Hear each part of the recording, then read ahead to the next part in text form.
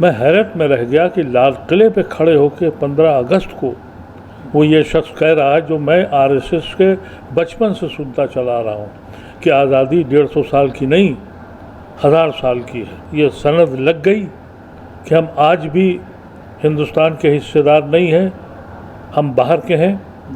अगर बाहर के नहीं हैं तो ये 1000 साल के बाद आज़ादी कैसे मिली है। जितनी लड़ाइयाँ हुई हैं देवबंद से लेकर उलमाए कराम की, और जितनी भी हुआ शाकुल्ला खां को ले लिए, किसी को ले लिए, ये सब देशद्रोही थे, इसलिए कि इनको तो आज़ादी 1000 साल के बाद मिली है। उसने तो ऐलान कर दिया कि आप इस मुल्क के शहरी नहीं हैं, आप देशद्रोही हैं, आपने देश पे आक्रमण किया है और हमने 15 अगस्त को आज़ादी ली।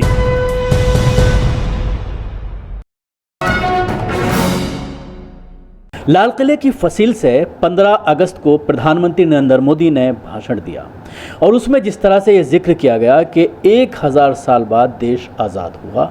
सबका साथ सबका विकास की बात करने वाले प्रधानमंत्री नरेंद्र मोदी मुसलमानों का पूरा इतिहास को मिटाने की बात, और उसको भी ग़ुलामी से बता रहे हैं कि वो भी ग़ुलामी का दौर था। इसी पर बात करने के लिए हमारे साथ मौजूद हैं पूर्व मेंबर ऑफ पार्लियामेंट मोहम्मद अदीब। अदीब साहब, क्या कहना चाहेंगे? भाषण पूरा दिया गया, उसके बारे में जिस तरह से मुसलमानों को पूरी तरह से नज़रअंदाज किया गया। देखिए, पहली बार ऐसा हुआ है कि मोदी ने ओपनली ये बात कह दी, वो भी लाल किले से, कि हम 1000 साल के बाद आज़ाद हुए हैं। यानी इस पिछले पूरे आज़ादी की लड़ाई में हमारा कोई दखल नहीं है। तो ये जो साइकी है, ये जो मानसिकता है, ये बताती है कि किस कदर गंदी सोच है इनकी। नारे ये कितने ही लगा लें, सबका साथ सबका विकास। मैं हैरत में रह गया कि लाल किले पे खड़े होकर 15 अगस्त को वो ये शख्स कह रहा है जो मैं आरएसएस के बचपन से सुनता चला रहा हूँ कि आज़ादी 150 साल की नहीं 1000 साल की है। यानी हमको उन्होंने हमेशा आउटसाइडर समझा। अब लाल किले से सनद दे दी गई, कोई अखबार नहीं बोला, कहीं किसी ने लिखा नहीं। यहाँ तक कि बड़े अहम लोगों से मैंने सवाल किया, क्या हमारा अब ये सनद लग गई कि हम आज भी हिंदुस्तान के हिस्सेदार नहीं हैं, हम बाहर के हैं। अगर बाहर के नहीं हैं तो ये 1000 साल के बाद आज़ादी कैसे मिली है। ये वो शख्स कह रहा है जो इस मुल्क का प्राइम मिनिस्टर है। इसको समझने की कोशिश करिए। और जो हजरात ये कहते हैं कि मोदी सबका साथ पे बात करता है, उसने तो ऐलान कर दिया है कि आप इस मुल्क के शहरी नहीं हैं, आप देशद्रोही हैं, आपने देश पे आक्रमण किया है और हमने 15 अगस्त को आज़ादी ली है। ये ओपनली उसने कहा है और किसी ने भी इसका कंडेम नहीं किया, किसी अखबार ने ये नहीं कहा। और खड़े कहाँ हैं? उस लाल किले पे जिसको ये कहते हैं कि ये आक्रमणकारी थे और ये इस मुल्क के बाशिंदे नहीं थे, उस लाल किले से वो ये ऐलान कर रहा है शख्स। तो ये कुछ मेरे लिए तो मायूब की बात नहीं थी, क्योंकि मैं तो ये समझता हूँ कि इस आदमी की मानसिकता जो है वो बिल्कुल अलग है। वो आज़ाद हिंदुस्तान का तस्वुर भी इसके दिल में नहीं है। लेकिन बाकायदा 15 अगस्त को लाल किले से इसका ऐलान कर देना और मुख्तलिफ पॉलिटिकल पार्टीज़ का खामोश रहना, अखबारात में ख़बर न छपना। अखबार में ये तो छपा कि 1000 साल का प्रोग्राम उन्होंने दे दिया है। पहले ये तो बता दो कि उसने 1000 साल के लिए कहा क्या है। इतना अफसोसनाक बयान किसी भी पढ़े लिखे आदमी से तवक्को नहीं थी।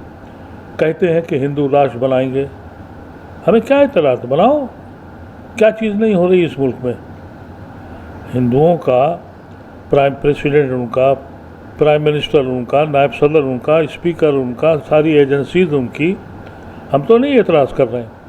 हम सिर्फ ये कहते हैं कि ये कौन सा हिंदू राष्ट्र है कि जहां आप किसी के साथ दुश्मनी करके हिंदू राष्ट्र बनाएंगे। ये सनातन धर्म के ख़िलाफ़ बात है। अब जहाँ तक ये कि मुझे याद है नेहरू के ज़माने में और इंदिरा जी के ज़माने तक ये बात रही कि जब भी कोई ऑफिशियल फंक्शन होता था तो फीता कटता था, इसलिए कि ये नॉन रिलीजियस सेकुलर कंट्री है। फिर नारियल फूटने लगे, गणेश की पूजा होने लगी। अब तो ये है कि हवन होता है। अभी नई पार्लियामेंट बनाई गई है जो जमहूरियत का सबसे बड़ा मंदिर है, वहाँ बाकायदा लेट के और खड़े होके और जाने क्या क्या करके हवन हुआ है, और बड़े उससे फ़ख्र से कह रहे हैं कि हम सेकुलर कंट्री हैं, हम डेमोक्रेटिक कंट्री हैं। ये मजाक है। भाषण पूरा पॉलिटिकल था। देखने में ये आया कि इससे पहले जो प्राइम मिनिस्टर्स रहे हैं उन्होंने देश के डेवलपमेंट और आगे का विज़न क्या है देश का, उसको लेकर बात की है लाल किले की फसील से, लेकिन पूरा पॉलिटिकल भाषण था। और ये कहा कि अगले साल फिर आकर के भाषण दूंगा, यानी 2024 में मैं ही प्राइम मिनिस्टर बनने वाला। ये तो उनके ख्वाब हैं, और वाकई अगर इस मुल्क की तबाही लिखी हुई है तो वो वापस आ जाएंगे। लेकिन प्राइम मिनिस्टर से ज़्यादा मैं जो उनको समझता हूँ और जिस सबसे बड़ा ओहदा जो उनके पास है वो प्रचार मंत्री का है। वो प्रचार करते हैं, यहाँ तक कि पार्लियामेंट नहीं जाते, बाहर खड़े होकर प्रचार करते हैं। तो जो प्राइम मिनिस्टर पार्लियामेंट की डिबेट में हिस्सा न ले और जो पार्लियामेंट में जाके अपोजिशन के जवाब न दे, तो प्राइम मिनिस्टर तो नहीं हो सकता, प्रचार मंत्री है।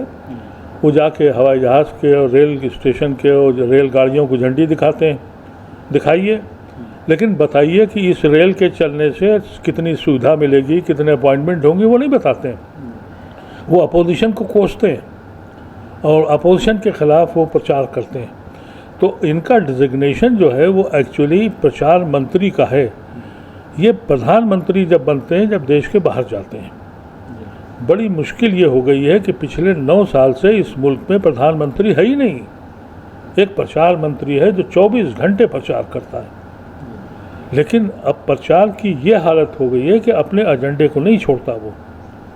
अब वो कह रहा है कि हम इस भाषण पर जिस तरह से अपोजिशन पार्टीज़ के ज़रिए, ख़ासतौर से कांग्रेस के ज़रिए जिस तरह की आना चाहिए था रद्द-ए-अमल, वो सामने नहीं आया, और फिर मीडिया ने भी कहीं ना कहीं उस पर कोई डिस्कशन नहीं किया। शकील साहब, यही तो दुख है कि अपोजिशन ने, कांग्रेस ने, मीडिया ने इस राज को क्यों नहीं खोला जो उसने अपने दिल को खोल के रख दिया 15 अगस्त को। यही तो लड़ाई है, क्योंकि अगर 1000 साल के बाद ये लड़ाई हुई तो इस मुल्क का टीपू सुल्तान भी देशद्रोही था, इस मुल्क में ज़फ़र आखिरी मुग़ल बहादुर शाह ज़फ़र भी था। जितनी लड़ाइयाँ हुई हैं देवबंद से लेकर उलमाए कराम की, और जितनी भी हुआ, अशफाक़ुल्लाह खां को ले लिए, किसी को ले लिए, ये सब देशद्रोही थे, इसलिए कि इनको तो आज़ादी 1000 साल के बाद मिली है। तो जितने हम अपने बुज़ुर्गों को कहते हैं कि उन्होंने देश के लिए बड़ा काम किया, चाहे वो 1857 हो और चाहे 1947 से पहले की जंग हो, ये सब इनके हिसाब से, मोदी साहब के हिसाब से, ये ग़ुलामों के साथ थे। इतनी बड़ी स्टेटमेंट देना और कांग्रेस में ऐसे समझदार लोग, इनका खामोश रहना, ये हैरत अंगेज़। इनको पूछना चाहिए था। और मैं अपने मुसलमानों से कहना चाहता हूँ कि भाई, इसके बाद भी तुम समझते हो कि सबका विकास होगा? जो रोज़ तुम देखते हो कि क्या हो रहा है, उसके पीछे जो मानसिकता है, जो सोच है आरएसएस की, आरएसएस ने पहले दिन से ये बात कही, आज़ादी में उनका कोई कंट्रीब्यूशन नहीं, सबको मालूम है, लेकिन जब मुल्क आज़ाद हो गया तो उन्होंने बगड़े बजाई कि हमें 1000 साल के बाद आज़ादी मिली। कल उनके प्रचारक ने, 15 अगस्त को उनके प्रचारक ने एज ए प्रचार मंत्री, एज ए प्रधानमंत्री, इसका ऑफिशियल ऐलान भी कर दिया। अब ये सोचना पड़ेगा यहाँ के सेकुलर लोगों को। जब देश का प्रधानमंत्री इस तरह की बात करता है, और अक्सर इस तरह की चीज़ें सोशल मीडिया पर, ख़ासतौर से व्हाट्सएप यूनिवर्सिटी पर ये सारी चीज़ें फैलाई जाती हैं, बड़ी बड़ी इमारतें जो हैं उनको ये कहा जाता है कि मंदिर हैं, यहाँ तक कि ताजमहल तक को ये कह दिया जाता है कि वो जो है ताजो मंदिर है। इसके अलावा जिस तरह से बदलाव किया जा रहा है पूरे सिलेबस में, मुसलमानों की जो मुजाहिद आज़ादी थे उनको भुला दिया गया है, किसी कीमत पर उनको जो है उनका जिक्र नहीं होता, आज़ादी के कोई भी पर्व होता है। देखिए, ये एहसास से कमतरी जो है वही इंसान को डुबो देती है। ये जितने आरएसएस वाले हैं, इनकी जितनी शाखाएं हैं, ये इंफीरियरिटी कॉम्प्लेक्स में हैं, और ये जो सब तमाशा करते हैं ये उसी लिहाज से। अब आप सोचिए कि नाम बदल रहे हैं, मुख्तलिफ़ शहरों के इसके। और अब तो सितम यह है कि जब मैं अखबार सुबह देखता हूँ तो डर लगता है कि अब कौन से मस्जिद या किस मज़ार पर अब क्या प्रकट हो रहा है। मैंने देखा कि मध्य प्रदेश में एक मस्जिद पे जाके कह दिया कि साहब यहाँ पांडव आके रुके थे, इसको खोद डालो। आगरा की शाही मस्जिद, इसको खोद डालो। तो जो सिचुएशन इस वक्त क्रिएट हुई है ये तबाही की तरफ है। और हमको ये बात सोचना पड़ेगी कि आज का जो सेकुलर हिंदू है वो आगे क्यों नहीं आ रहा है। अगर वो भी चुप्पी लगाए बैठा रहा सिर्फ इस बात पर कि मियाँ को ठीक करना है तो देश ख़त्म हो जाएगा। देखिए ना कि मणिपुर में क्या हो रहा है,